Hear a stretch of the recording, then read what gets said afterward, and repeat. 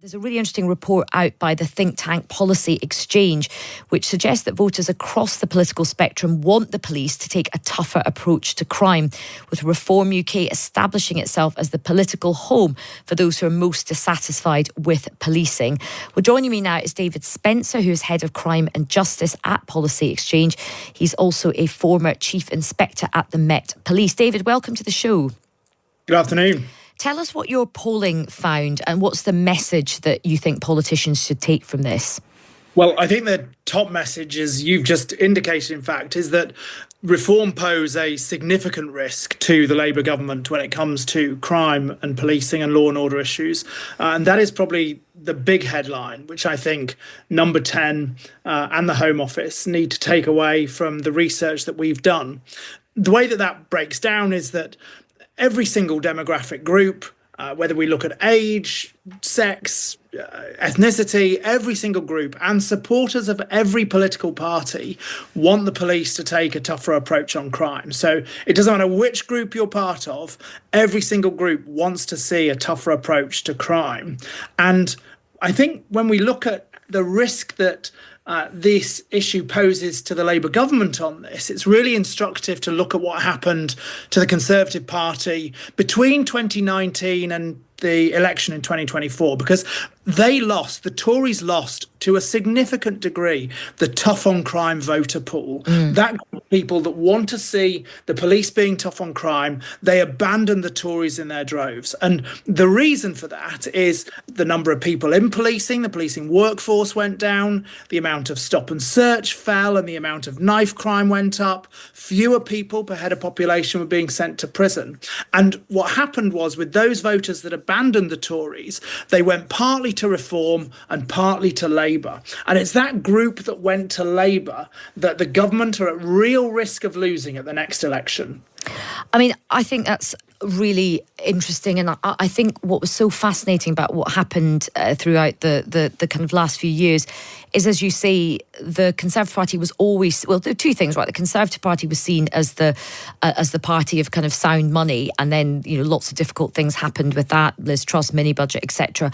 But very much always seen as the party of law and order. And as you say, with the cuts to policing, with crime going up, with people's lived experience of often their house being burgled, not even being able to get a police officer to come round, that did a lot of damage to the Conservative Party. Now, the Labour Party, saw the political opportunity there. They did talk tough on crime. One of their missions is about safer streets. In fact, I was at a meeting with Yvette Cooper just last week, and she was very much saying that this is a real focus for them.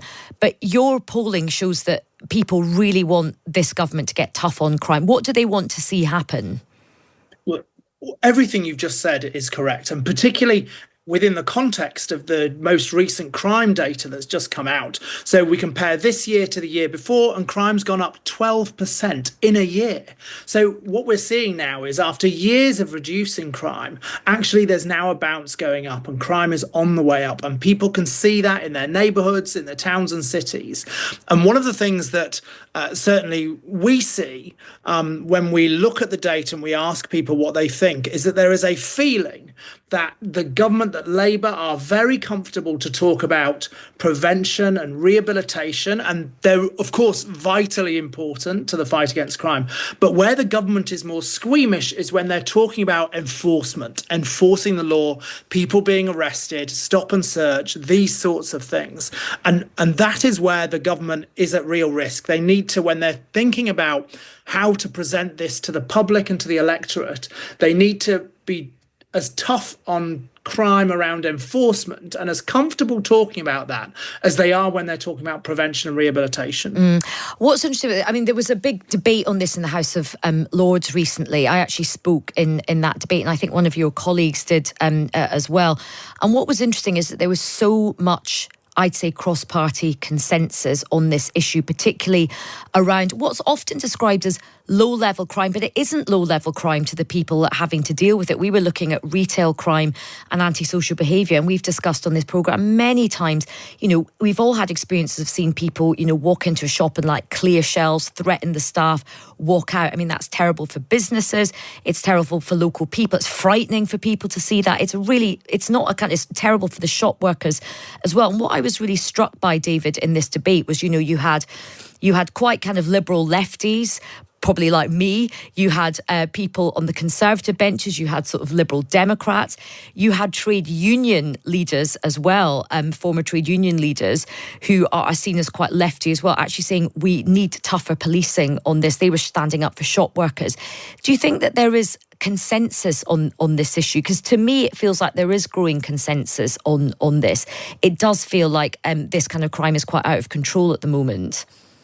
Well, certainly based on the polling that we've done, there is absolutely consensus amongst the general public because, as I say, every demographic group and supporters of every political party. So, sometimes, on one side, you might think, well, maybe the Greens or the Lib Dems or Labour, maybe they're not as tough on law and order, those voters. But actually, the evidence isn't that at all. Actually, when you look at every group, whether it's the supporters of the Greens or the Lib Dems, Labour, Conservatives or Reform, every single group wants to see the police being tougher on crime. Every single one. So I think the idea there, certainly amongst voters, if not politicians and the elites themselves, certainly amongst voters, and listening to that debate which you were in and which I listened to as well, certainly among the people that were speaking in the debate that you're talking about, there is absolutely a consensus about the police being tougher on crime. And final question to you, David. I mean, I think there's a lot of agreement. I think a lot of my listeners will agree. What about the difficult issue of the creaking justice system? You might want to get lots of people, arrested and go through the criminal justice system, but we know there's these massive backlogs in the court. We haven't got enough spaces in prison. Our probation services are pretty lean at the moment. How does that bit of the justice system support what you're talking about, which is more action?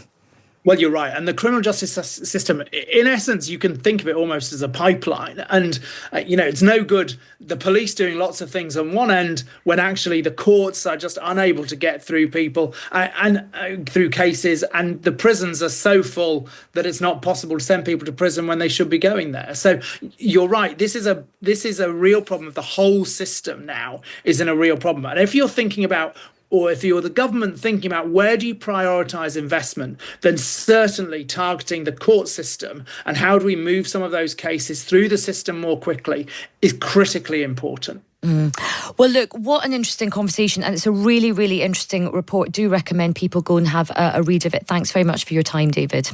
Thanks very much. That's David Spencer, Head of Crime and Justice at Policy Exchange. And